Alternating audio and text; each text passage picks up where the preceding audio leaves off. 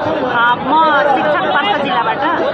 अनि यो आन्दोलनमा आउनुपर्ने कारण के छ कि हामी सम्पूर्णको माग मुद्दा लिएर आएका छौँ। हामी मात्र आफ्नो माग मुद्दा होइन, कि जितिन्छ कि बितिन्छ त्यो नारा हाम्रो फर्स्टमा थियो।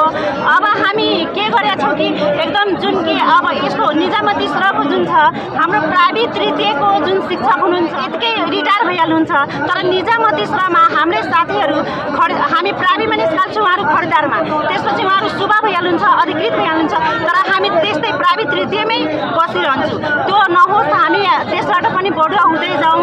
हाम्रो बाल विकासहरू छ, राहत छ, यतिकै खालि रित्तो हात लिएर फर्किनु परेको छ। हाम्रो बच्चाहरूको पनि जुन छ सबै भविष्य खोज्दै आएका छौँ।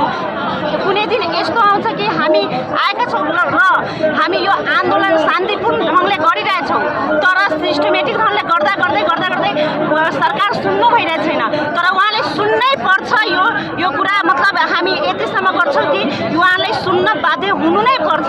र हाम्रो माग यो शिक्षा ऐन 28 हो, तर हामी अब राजाको पालाको ऐन लागू गर्ने अनि अहिले नयाँ ऐन नलागू गर्ने, लागू गर्नै पर्छ उहाँहरूले। हामी अहिलेको ऐन चाहियो, लिएर जान्छु नै जान्छु, जति दिन होस् हामी विद्यालयलाई गरेर अनि लिएर जान्छु यहाँ।